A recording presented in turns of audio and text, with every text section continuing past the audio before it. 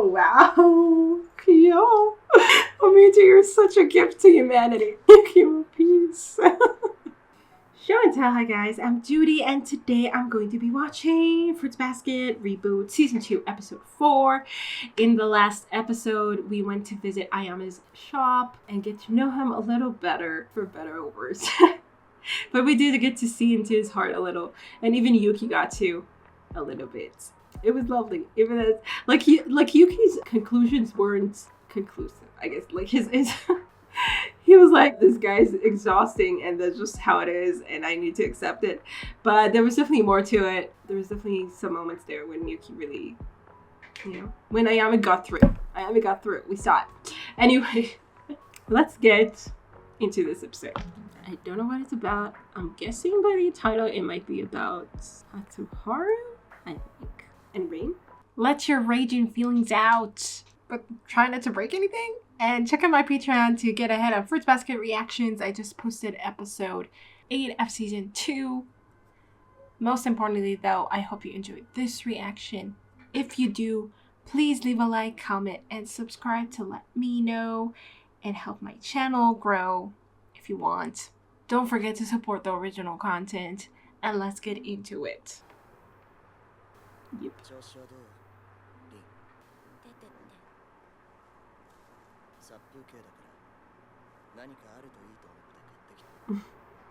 Totally ignoring her.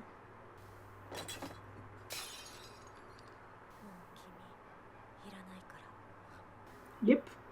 Exactly what I thought.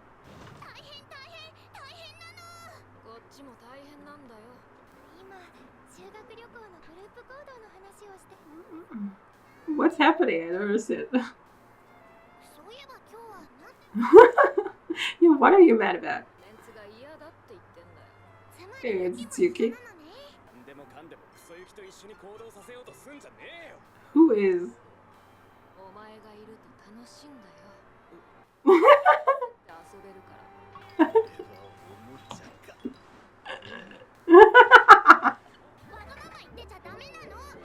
What is happening?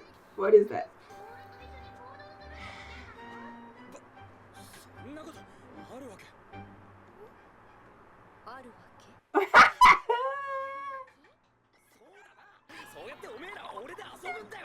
You got it. At least you got it. Out of love. What is that? Like, it's super bright. It has like light on it. A reflection on it. Yeah, I was like, what is this related to Hara? Because it didn't seem too concerned about it. He was easily distracted. Is Kyou taller than Yuki? How would you?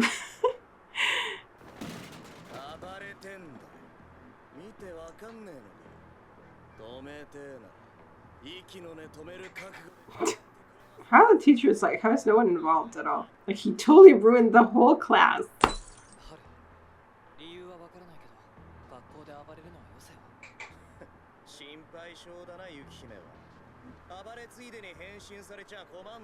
Oh wow.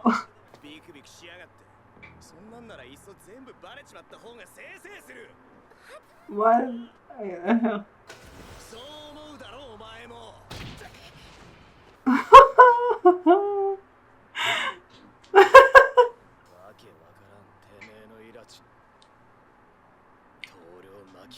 Oh wow, Kyou.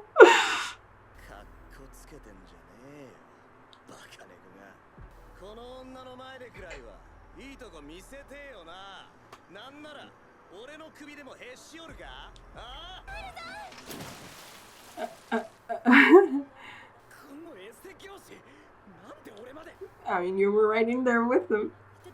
Yeah.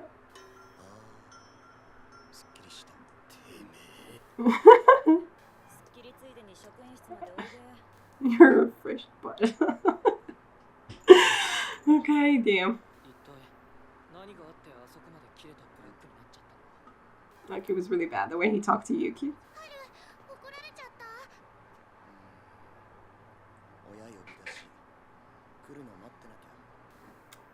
Yeah, I don't remember his mother.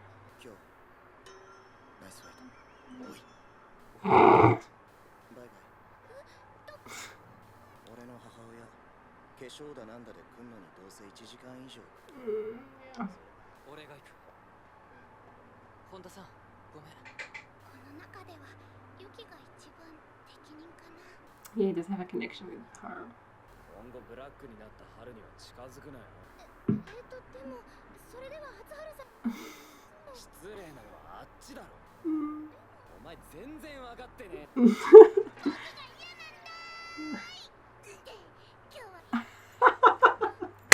Momiji, you're such a gift to humanity.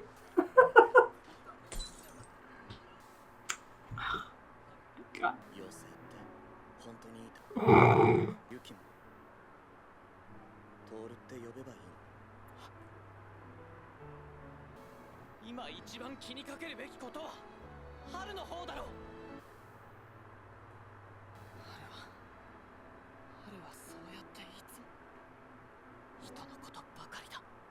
That's why he got so angry here, because he has no way to let it out otherwise.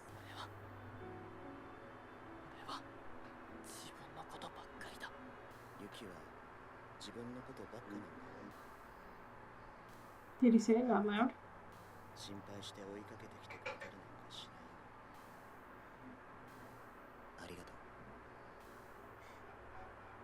I guess that's true, but it also kind of be.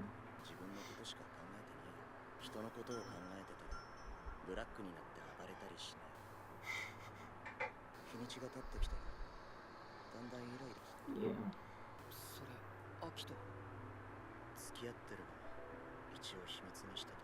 Yeah, so you didn't even know about them, right?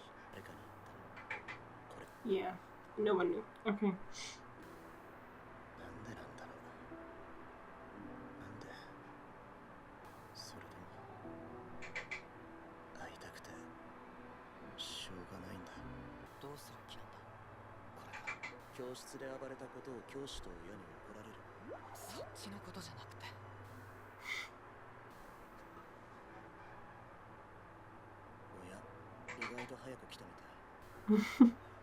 Just calling him through the broken window, like, I know, that's kind of funny.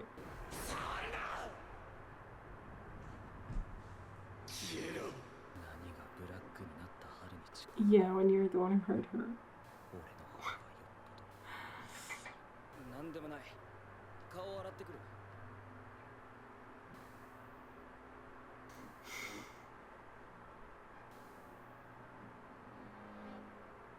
Like, she didn't really explain why she dumped him. Oh, she's gone. Yeah. So, I guess you need to kind of talk it over.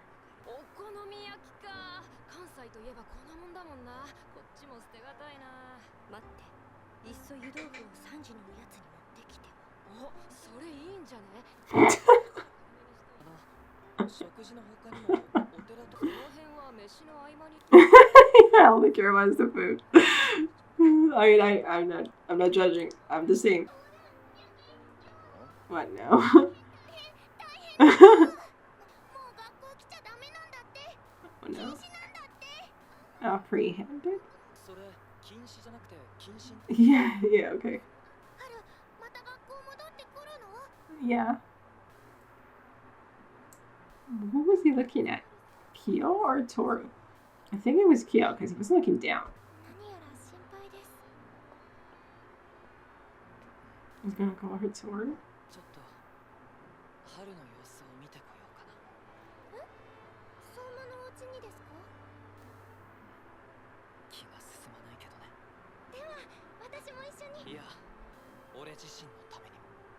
Yeah, he's gonna go there. Jesus. I don't think he's been there since he left. Like, I don't know exactly when he left. But it's been at least a year.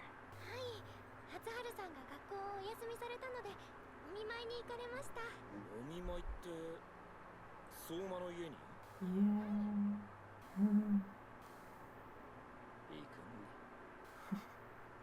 Sure. I'm nervous for you, Yuki.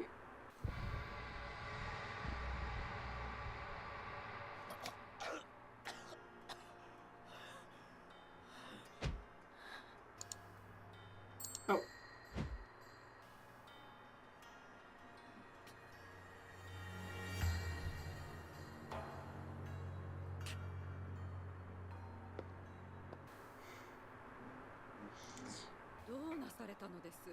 このようなところで。お帰りなさいませ。ご当主、アキト様も大層心配しておられます。取り返しのつかぬことになる前に。Yeah, I guess they expect Yuki to just return to Akito's side. Like, maybe he doesn't... Like, it's not clear if he has a future at all, either. Yuki no sokkuri-san ga kita. Mystery. Honnin da yo. Peace. Yuki mo peace. Yuki mo peace.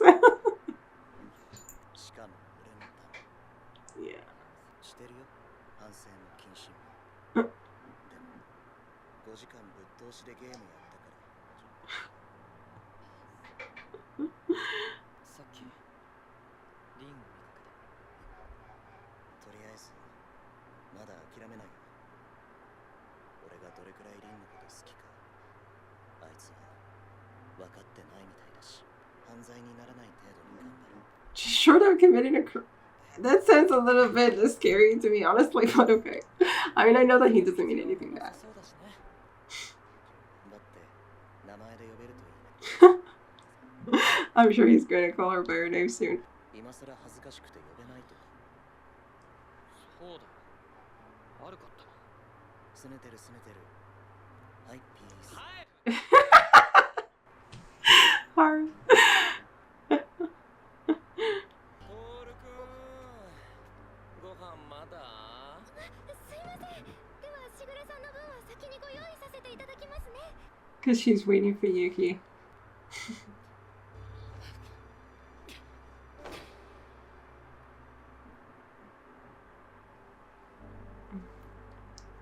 Oh, he's driving home. Okay, he didn't meet anyone, like, to... Oh! Like, he met those... I don't know what they are. Like, I don't know what they personal maids or something. No, I don't think they're that. Anyway, elders that take care of Akito or whatever, who told him that he needs to be by Akito's side soon. Whatever. Like, yeah, I mean, it's pretty clear that, you know, everyone knows that Kyou is going to be, like... I mean, everyone. I don't know if everyone. Yeah, maybe not everyone.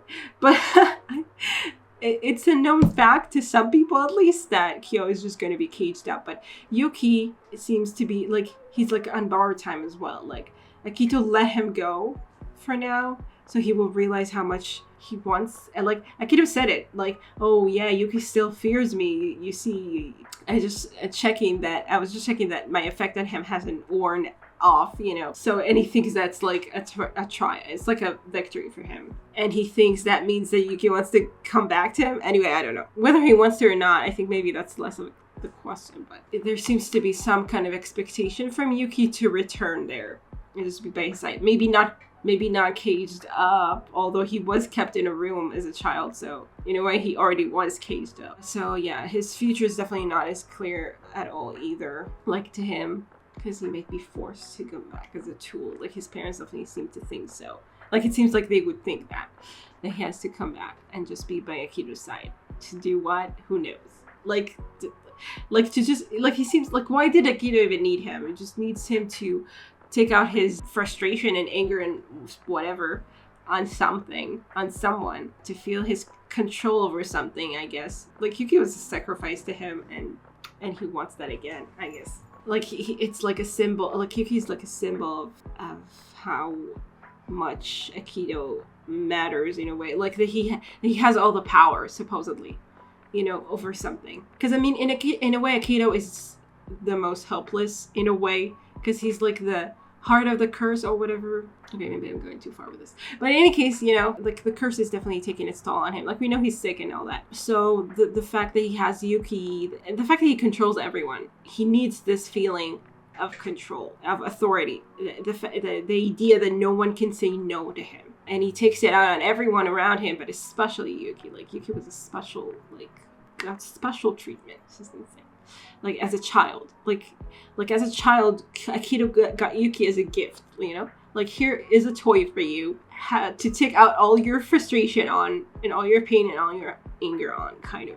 Like, it's so sick. I will say that I'm not exactly invested in the relationship. I mean, okay, we don't know Rin yet at all, almost. She's cool. She seems cool, but she also, like, broke Haru's heart. And we just kind of get to see their relationship through, like, through this. Like, just seeing them break up. And Haru saying, I love her so much, I'm not going to give up on her. But I feel like it's very, like, it doesn't make you feel anything, kind of. Like, you just feel bad for Haru, kind of, that... because you like Haru, because you know him as a character. Rin, you barely know. And this relationship that no one knew about, you know, I'm just like, okay, I don't know. Like, honestly, Haru, I just kind of want you to be okay. And, I mean, whether that means being with Rin or not, like so far it seems like Rin is, like, the one who's hurting him the most. I mean, obviously we don't know why she broke up with him. It feels like, for now, it seems like maybe she just did it out of frustration, you know, and just anger and whatever. I mean, she's very mysterious, and we just, like, we don't really know anything about her, almost. She just kind of appears and disappears, and she said something about the curse at the end of last season, and we don't know anything about her. So, I mean, so the way that Haru talks about her, like, oh, I'm going to prove to her, like, I still love her so much, I'm going to, like, she doesn't realize it, I'm going to make, like, I'm going to prove it to her, short of do anything short of committing a crime. It's like, it sounds like too intense for me, and I'm just, like, not invested in this relationship at all, you know, at this point. I was like, okay, yeah, sure. Like, I loved the moment when Kyou just punched him. God looks so protective over Tooru, and then the fact that he also kind of realized, like, saw the beads and was like, oh shit, you know, I'm exactly this, like, the person I'm protecting her from, I'm exactly that person. I could hurt her and worse, you know, who am I? Like, what kind of hypocrite am I that I think I have the right to protect her, you know, and tell her, don't get close to him when he's dark and stuff. And he can't even bring himself to talk about it. I mean, both of them, both Kyou and Yuki are kind of struggling this episode a little with their relationship with Tooru. Like, with Yuki, it's like, Haru's keep saying to him, oh, you should call her by her first name. Like, he sees all of this. And we also saw Yuki, I think we saw, like, like, after Kyou punched Haru, we saw a close-up of Yuki's eyes, kind of probably assessing, like, looking at Kyou. And I think the way that Haru thought about, like, that made Haru call her Tooru. So I think the way that it's supposed to be interpreted is that Yuki was a little bit jealous, or a little bit, like, you know, he wanted to maybe do something too to protect her, and he didn't have the chance to do it because Kyou did it first, or something. Or he just, or the fact that maybe he felt, like, a little jealous about the fact that Kyou could act and he didn't, or something.